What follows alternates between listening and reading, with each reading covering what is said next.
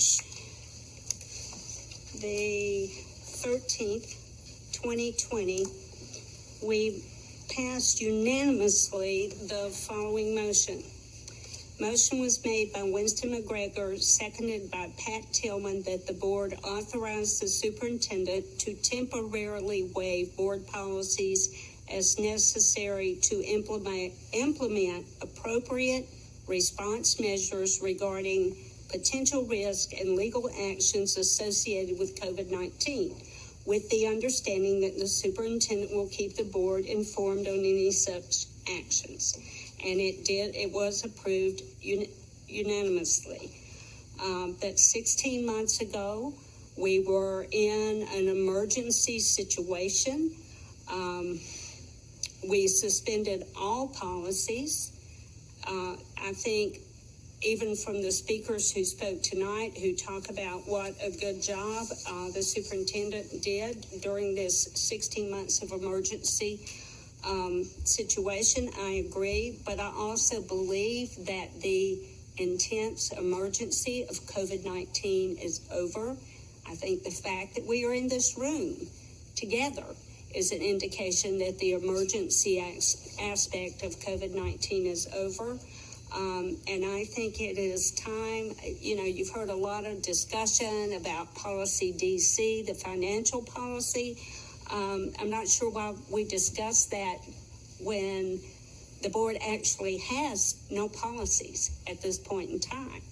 So I think it behooves the board to reassume their responsibility when it comes to board policies.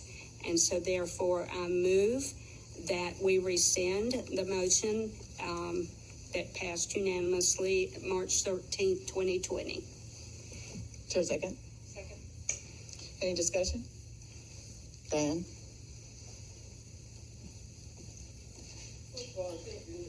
Is your mic on, Diane? Okay, here you go.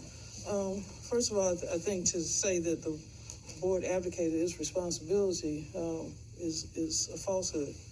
What we did was simply in that particular situation, because decisions were being made at the state level and the federal level that were impacting on how we do business. If I recall, on March the 13th, which I believe was a Friday, we were still in school as we were supposed to be.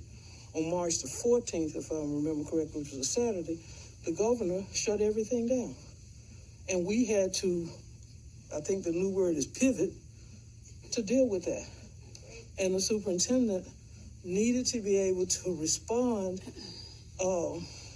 appropriately to that, because Raleigh did not call us and say, would you like for us to close your schools? Raleigh did not say, oh, well, let me give you a playbook on how to do it. None of that was done. And this notion that we're out of the pandemic, no, we're not. COVID is still here. I just lost a friend on the 5th from COVID. Yes, some of us have been vaccinated, but a great number of our elementary school children can't be because they're not old enough to be. So the virus is still here. And if you've been watching, the numbers have started to tick back up again. And they're predicted to possibly get worse before they get better again, which means that we may wind up being in November where we were in January. So I think it's foolhardy, since there's no real reason. There hasn't been a misuse of power that I know of. The superintendent. Are you going to let me talk, or you want? I'll give you the floor back. I don't have my mic on. Well, but you're talking. So either you're going to let me talk. Okay. There's been no misuse of power that I know of. The superintendent has made a yeoman's effort to make sure, in fact, in our packet, if you got it, were two of her last board items to us. I think it's something like 22 pages of stuff. If you want to know what's been going on, you pick up the darn phone and call her. and ask her, what are you doing? And anytime I've texted her or called her and said, what are you doing? She didn't avoid me. She answered me, or she would.